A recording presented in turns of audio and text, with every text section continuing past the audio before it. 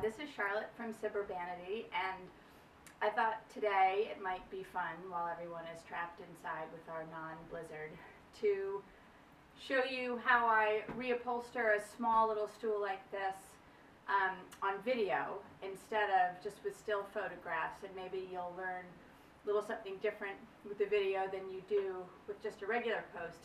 So this is a tiny bench, and I loved it because it's small, so it can tuck away.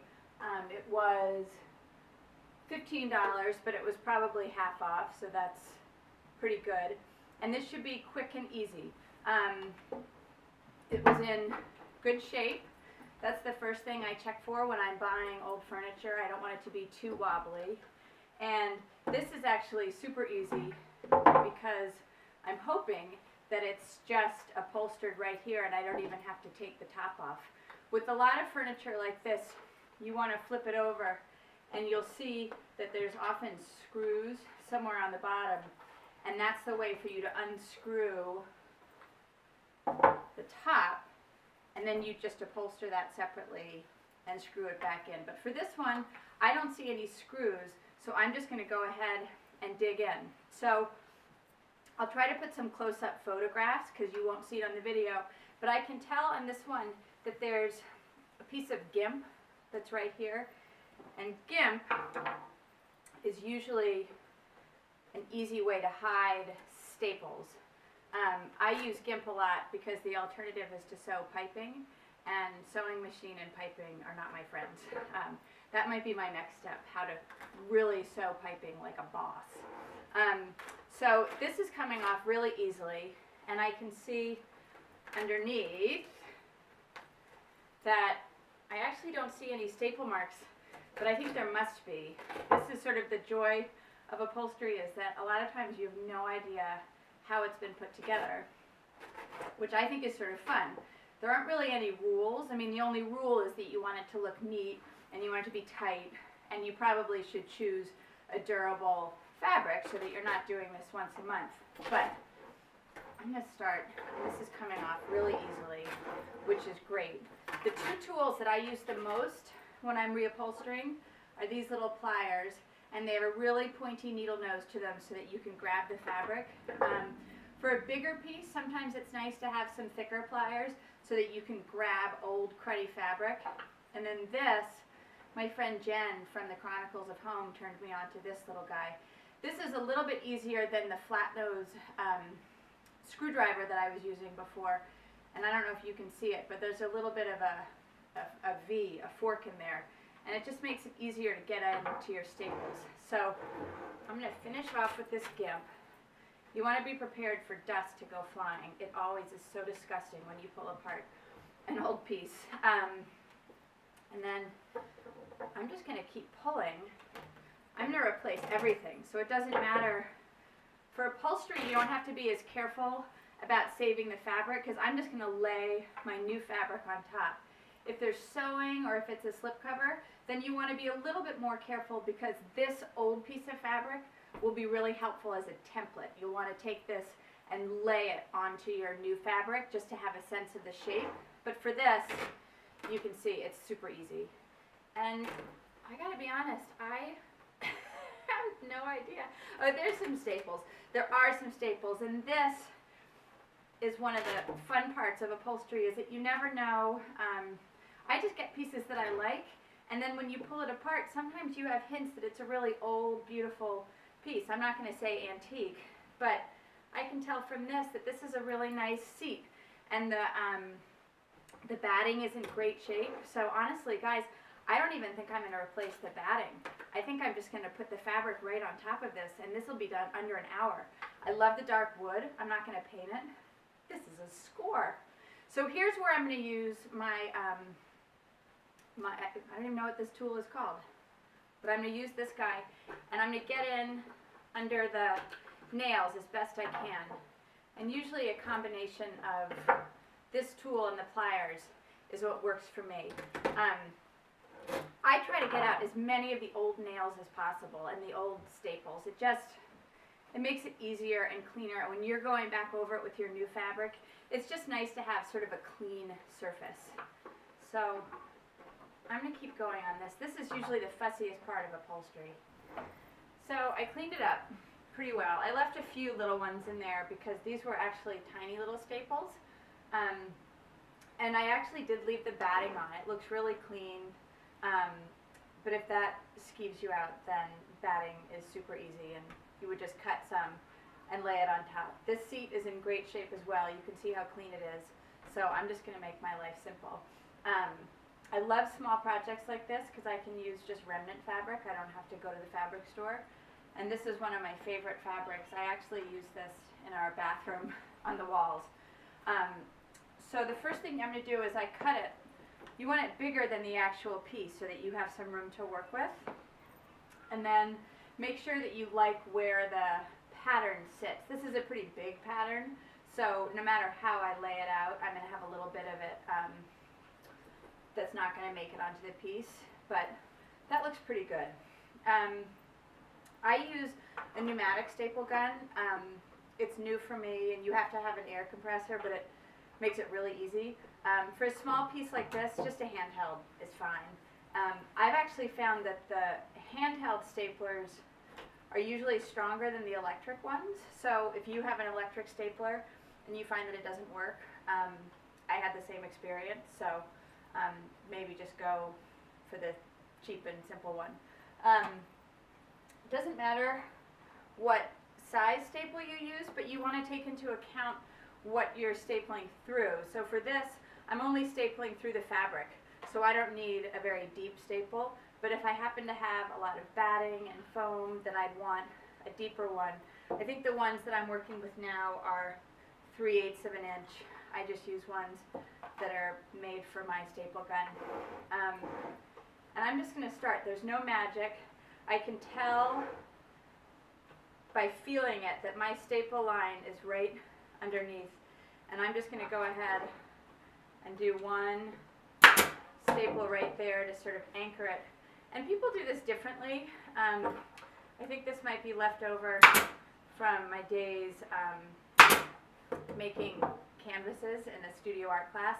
I like to do a few on one side and try to get them nice in a row so that they'll be easy to cover.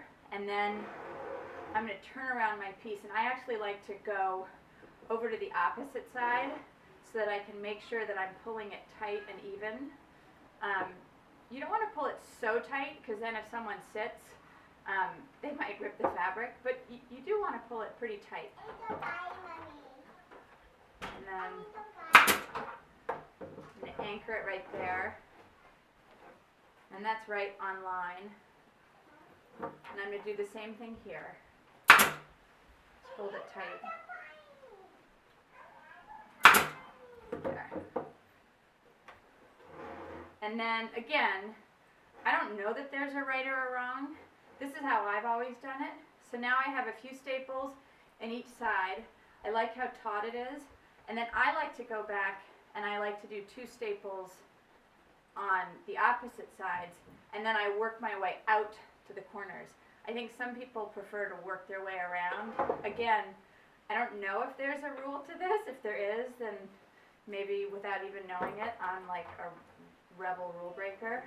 But this is just a way that's always worked for me, is to go back and forth across my piece.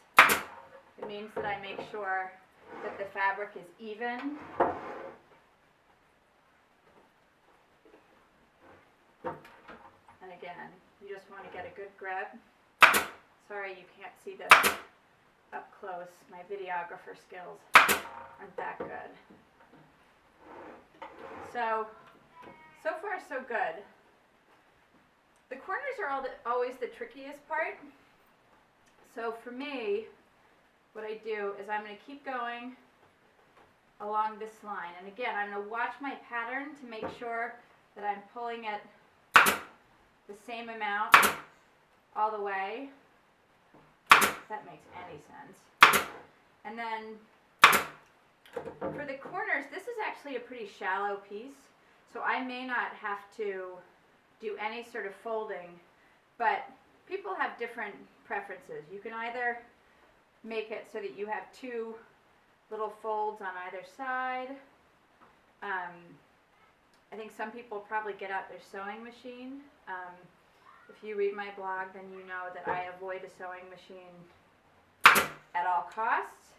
And this, I'm just going to keep pulling because I think there's a way, this fabric has just enough give to it that I might be able to pull it around this corner without actually having any folds. But again, there's no rule, just make it neat. So I'm going to put you on hold for a little bit just so you don't have to watch the rest. Check. So I went around and it was super simple. Then the next step is you want to clean up this edge. And I can't find my sewing scissors, but that's okay, these are working. You're going to go back and you're going to cut as close to your staple line as possible because you just want it to be neat and clean. So I'm going to go, hold on Martha. So I'm going to do my best with this, and then the last step is to cover the staple line. So there's two ways that you can finish it off to cover the staples that don't mean sewing. And if you're going to sew, you would sew piping. And for a lot of pieces, that's beautiful. For this piece, I actually don't know that it would be my first choice anyway. So I'm left with these two options. So you can either use nail heads, and a lot of people like getting, this is sort of cheating, but you can get a strip of nail heads, and then this just goes across. And it makes it a little simpler, but if you don't want to cheat, then you're nailing in 100 of these little guys.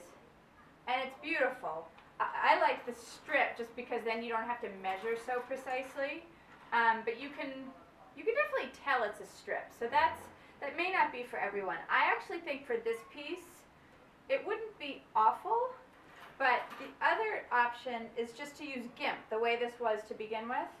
I often go with gimp because I love the colors that you can get. I think it's a nice sort of complement. For a piece like this, what I like about it is that, I don't know if you noticed, but there are these beautiful floral details on the wood. And I like that the gimp sort of, I don't know, it just makes it softer. I like the way the color, I think it works with the piece a little differently, but it's totally preference. There's no rhyme or reason. So I'm going to do the gimp. So we'll save that for later. And for gimp, all you need is a hot glue gun. So I'm going to put a little bead of glue. I'm going to start at the corner. And then you just carefully work your way over. It's tempting to go super fast, but then you sometimes get sort of a wobbly line. So I'm just slowly but surely going to